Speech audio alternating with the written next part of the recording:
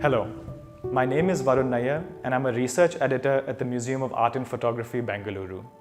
I'm thrilled to be collaborating with Morgan Library and Museum in New York on MAP's Museums Without Borders series. In this edition, we bring together two remarkable studio photographers, Malick Sidibé from Bamako, Mali, and Suresh Punjabi from Nagra, India, both of whom made thousands of portraits of everyday people in the second half of the 20th century. Hi, my name's Leila Harris. I'm the Edith Gowan Curatorial Fellow at the Morgan Library and Museum, and I have here a 1966 chemise by Malick Sidibé, a recent addition to our photography collection. So Malick Sidibé is a Malian photographer. He opened his studio in Bamako, the capital city, around the time that the nation gained independence following French colonial rule in 1960. His photographs depict modern West African life and show a kind of post-colonial euphoria. So this euphoria expresses a sense of excitement at nation's independence and also is connected with the emerging youth subculture at the time. And this youth subculture is associated both with celebrating emancipation and the nation's independence, as well as connected with, more globally, the 1960s youth movements. By the time Punjabi began photographing in 1979 and opened his studio, he had already been engaged in photography and working for a decade, first as a hobby and then as a traveling freelance photographer. When he opened up shop in the commercial artery of Nagra, he invited clients from a number of different socioeconomic backgrounds and faiths and provided them with a range of photographic services, including matrimonial photographs, family and wedding albums, and passport-style images. This was also a time when photography studios were becoming increasingly common outside major cities, while personal cameras were still a luxury commodity for most. For many in Nagra, the studio became an affordable route to self-presentation and became a notable center of community life. This was also an interesting time for the Hindi film industry in India, as the waning years of the golden era of Hindi cinema had come by the early 1960s and been replaced by a more vibrant and commercial style of Bollywood with its own narrative and visual style. As a photographer, Punjabi encouraged sitters to play the role of an imaginary protagonist, enacting a performance inspired by the visual language that saturated the popular culture of the time. For such everyday fantasies, Punjabi's camera served as both an audience and a collaborator. So what we have here is an example of Malick Sidibé's chemise. So this chemise or folder, it contains 14 gelatin silver prints. They're each about 2 by 3 inches in size. They were all taken on the night of January 22nd, 1966. And we know this because Sidibé inscribed both the outside and the inside of the folder in ink with the date and also the name of the club, Les Frangins, which translates to the brothers. It's like slang for the brothers, so the bros. And then under each photograph is a unique numeral.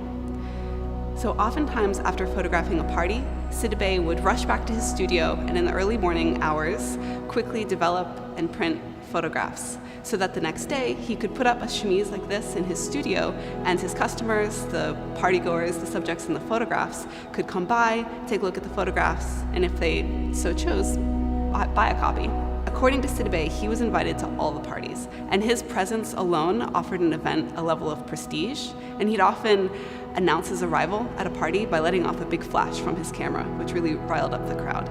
Like Sidibé in Bamako, Punjabi was always on the move.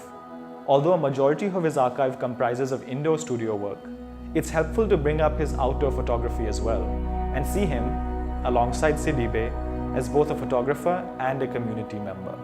Punjabi often squeezed himself into the center of wedding processions as they led themselves down with the groom. In one image in particular, he photographs a smiling man mid-dance in one such wedding procession, his arms outstretched, framing the men standing behind him. On the darkened background of the image, where Punjabi's flash can't reach, the groom approaches as well, on a horse, waving an arm in celebration. In another photograph, made during a less formal occasion, a number of young men crowd around a bench, possibly near a dhaba, exchanging matchsticks and gestures.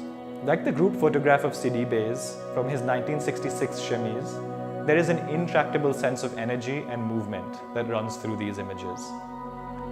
as most of the young men, at least in this particular image, seem entirely unaware of Punjabi's presence. Back inside his studio, the influences Punjabi accumulated from Nagra and the general visual culture that shaped the perspectives of the time, these perspectives also made it into his photographic arrangements. Consider the positioning of hands in one particular group portrait.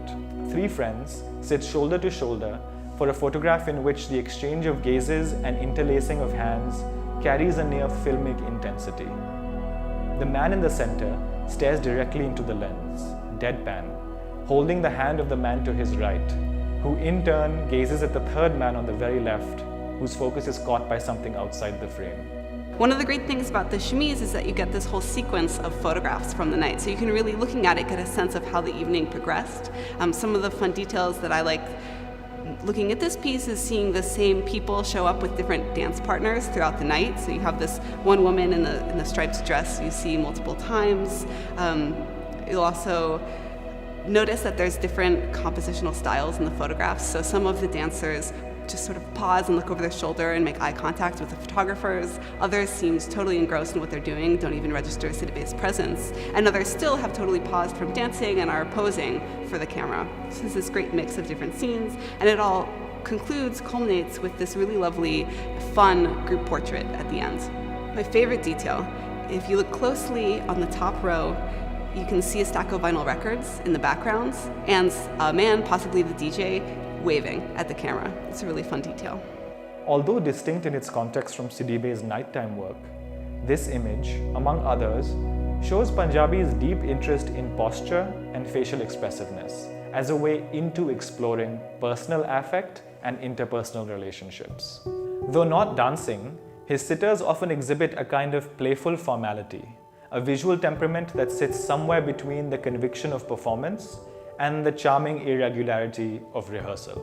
You can also get a sense of the personalities of the people in the rooms. There's one portrait in particular with these really intense stares of the two dancers in the picture, and it's really fun to get a sense of the levity and seriousness. And you almost get a sense that they're they look serious, but they're just kind of holding back laughter, like they're about to burst out laughing a second later.